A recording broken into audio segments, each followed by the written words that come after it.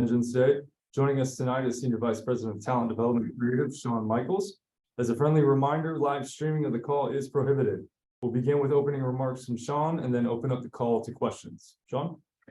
Yeah, just obviously thrilled about what I felt was a fantastic Vengeance Day.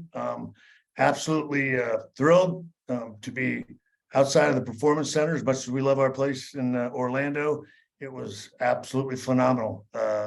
Being in Charlotte tonight for Vengeance Day, thought the show was fantastic. The crowd was completely electric. I could say that the men and women of NXT were overjoyed to be out there. It was an incredibly good night. Had a lot of surprises, a lot of title changes, a lot of different things going on, which I think is what we're always trying to do here in NXT. Feel like for our first venture out of the Performance Center, certainly as a standalone show in 3 years, it was a real success for us here, especially again with this almost the rebuilding of this brand. So many new faces out there. A number of people on this show tonight, their first time outside of the Performance Center. A great many of them, their first premium live events. And so again, like as we always say, we are developmental here in NXT. And I think tonight was once again another huge stride in the development of a great many NXT stars and what I believe will be future WWE stars in the very near future. And I guess with that, we can open up to the questions. We kindly ask you all to limit to one question each, and we'll get through as many as we can in the time allotted. If you have a question, please use the raise hand function within Zoom. We'll first go to James Versalion at Miami Herald. Hey, thank you. Great show tonight. And I was curious with the tag team situation now, with the title change there on the guys' side, what it means for New Day moving forward. We've seen the last of them, or could be something more on the horizon. I don't know what you can tell us. Yeah, well, look, as I've told you many times before, I was just talking to both of them, and obviously they have an open invitation here. Look, they very much enjoyed it down here. As always, if we're talking with New Day or anybody that takes on the schedule of the main roster, we do what we can, obviously, to work with them and their schedules. They certainly appear to be open to it. They're Xavier and Kofi are just obviously two wonderful young men. Always positive, I think they really enjoyed their experience. And one of the things that was very encouraging about what I hope to be another visit from New Day here at NXT was the fact that I think after tonight, that it really sunk into them how much wisdom and knowledge they bring when they understood sort of the difference of being out there with some of our talent outside of the Performance Center. They understand and they could feel the difference in their opponents, in the guys that they're in the ring there with, and how much they can teach them in the future. So again, I thought that was very encouraging. And anytime we can have those guys down here, given their knowledge to these talent, it's hugely beneficial to us. So hopefully we're going to have them here back in the future. If I can only say future a few more times. Looking up to everybody on the side here. Our next question comes from Bill Pritchard at WrestleZone.com. Bill? Hey, Shawn, how are you? Very good. Dijak's finger's getting a lot of attention on social media. It was kind of mangled after the show. Just wanted to see if you had an update on him and how everybody else is coming out of the show health-wise.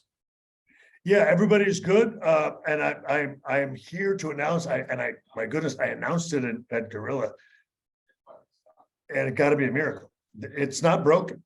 Apparently he went, we took him, got an x-ray.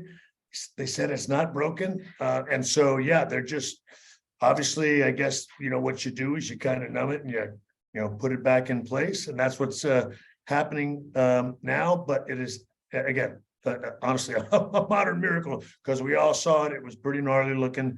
But apparently he's going to be okay, which is obviously fantastic news for us and him. Thank you. You bet. Our next question comes from Shawn Ross Sapp at Fightful. Shawn? Hey, Shawn, thanks for taking the time to do this. We had heard today about Ivy Nile working for Booker T's Reality of Wrestling, and there was at least a report that perhaps other NXT wrestlers would be able to work select indie dates. Is that true, or is there any more information that you could sort of provide us on that, or the line of thinking with the Reality of Wrestling thing? Yeah, look, I will say as of right now, that was honestly just a one-shot deal. Booker's obviously been very good to us here. It was, something that he asked, and we obviously wanted to help him out with that. So as of right now, there's no talk of any of that, again, to my knowledge. And so right now, that was just us, helping Booker out with the show and doing what we could to see if we could help. So right now, to the best of my knowledge, it is just a one-shot deal for now. Thank you. You bet. Our next question comes from Steve Fall at 10 Count. Steve? Hello, Shawn. Great show. I don't have my baby with me this time. I'm actually at my studio, so I'm sorry. Should I go wake her up for you? I won't do that. It's too late. I will be up all night. But what an awesome show. The crowd was hot. Is there a possibility that NXT weekly could be on the road in different arenas? I know I love the Performance Center and I love NXT where it is right now, but could we see more shows in different arenas? Well, look, that's what we're hoping for. But and look, if we can have results like we did tonight, certainly. Look, I will say this. I know we exceeded expectations tonight, and so we're obviously thrilled about that.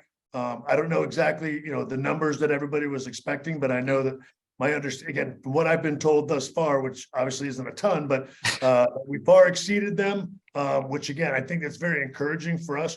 Certainly from a getting out on a more regular basis from a premium live event standpoint. But again, I will say this, and I love this place, but I know there's going to be a lot of bean counters that are going to have to look at all this kind of stuff, which I totally understand. So look, right now, it was a successful night for NXT. We would love to be out for a premium live event. Be perfectly honest, I think it'll probably be a bit before we're outside the state of Florida, touring, just on a live event standpoint. But again, our fingers are crossed, and look, as long as we can continue to deliver from an attendance standpoint, that's always, it's always better for us if that's the case. Outstanding. Well, thank you for answering my question, and I will not wake my baby up for you. Maybe. Got it.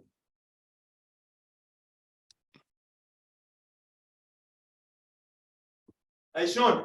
Hey, we're gonna talk. Hey, go wrestling. I'm gonna care less. Hey, we gonna talk about it? Oh, here we go. Here we got all these simps. Huh? There's Shawn Ross simp. No. We need to talk now. You can talk to these guys later. Huh? Why? Why? Let me ask you a question. Yeah? Why am I not the guy? Yeah? I'm gonna put hearts on my gear. Like the rest of these fans, you got all these fans, a bunch of fans in the locker room. Yeah?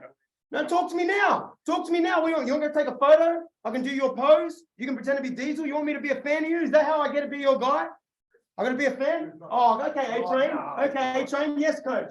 No. Talk to me, Shawn. I'm right here. Just talk. You got to be kidding me, man. You got to be kidding me. Hey, come on. Our next question comes from Shawn Ross Sapp at Fightful. Shawn? Well, happy I get another follow-up, but maybe some color on what exactly happened there. So there was an incident coming back from Gorilla before. So Grayson is a bit perturbed with me, and so it's been festering down here for a bit. And I absolutely love him, and it's one of those things where I'll say this, and again, I worry about saying this kind of stuff because everybody takes it too far, but I always feel like it's like when I made the joke, the time about my hair. It's the good Lord punishing me. It's like I always feel like these are the things where the good Lord this is me dealing with the kid like the guy I was when I was younger. And so he's just upset with me about some things going on here, which we'll obviously talk over later. So I apologize for that. Thank you. He's like, I appreciate him though. He's like the same all the time. He's not that much different on television than he is in real life. I'll give him that. Our next question comes from Graham Romina at Bleacher Report. Graham?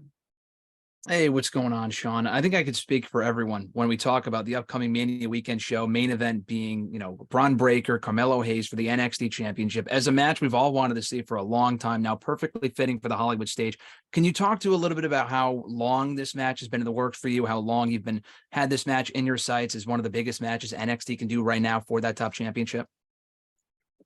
Well, look, so clearly when NXT, I think when we sort of went through the whole rebrand, so there's a difference between, I don't know, when you start actually seriously thinking about it and putting it on paper and stuff like that. But long before any of that, you just see two individual guys in the performance center and you sort of look at them and you think to yourself like, oh, those two are pretty special, and then, and even from the first couple times on television, that's just one of those ones that you think in the back of your mind, like, it's going to be a big one someday. And so I have to say, honestly, that one was there long before it's been ever really talked about. They're just, I think everybody could tell, I want to say probably a year and a half ago, that they were probably two of our lead stallions in the clubhouse. And so you can't help but to sort of, in the fantasy of your mind, go off with that. And then as things begin to roll down the road, honestly, just organically, you try to keep them separate from each other. And then, lo and behold, you're again a year later and you go like, yep, that looks like that's the big one. You know what I mean? They're just two guys, I think, that everybody feels are probably, your two top shelf guys, that are in NXT. And so it's one, like, again, I called it again, like I said, before we ever put them on television. But now I have no doubt that's going to come to fruition pretty darn soon. Looking forward to it. Thanks, Shawn. Yeah, thank you. We have time for two final questions. The next question is from James Varsalone at the Miami Herald. James?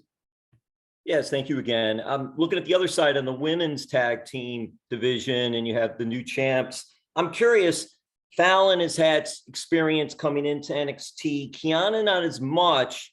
You put them two together, the dynamic. Because this all happened, relatively in a short period of time, and they seem to work well together. What was the thought process of, these two have potential, they could be our tag champs, and then they win tonight?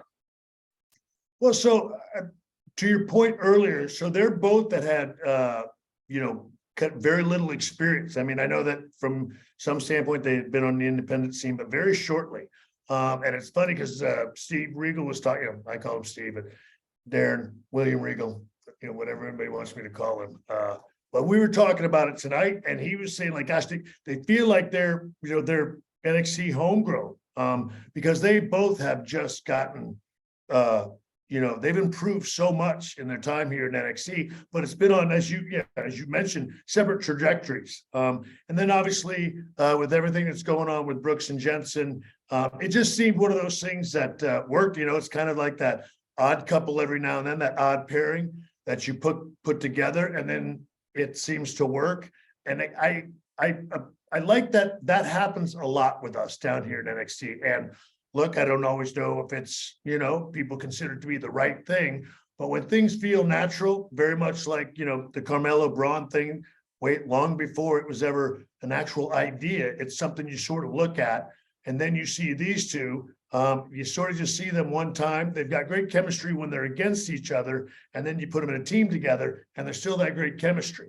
And so it's just something that we go like, let's go ahead and keep going with that, see where it takes us, because it's interesting and it seems to be working. So that's one that, again, that kind of just developed on its own, and we've decided just to go ahead and explore it a little farther. Well, thank you, Shawn. And hey, I like the jacket and tie. Thank you very much. My wife picked it up, of course. Our final question comes from Adam Silverstein of CBS Sports. Adam?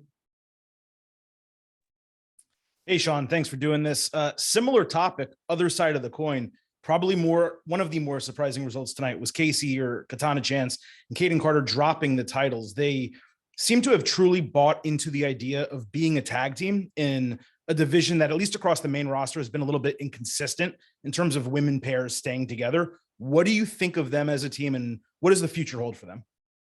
Look, I think their future is still obviously very bright. And I think the world of them. They have been, again, I think to your point, they've been the most consistent tag team to me. I would argue almost in WWE altogether. Mhm. And I think that's what makes them so appealing. And look, with the exception of outside maybe New Day, I don't know a tag team that doesn't always kind of, combust, so to speak. I don't see that happening with those two. I think they're a fantastic team.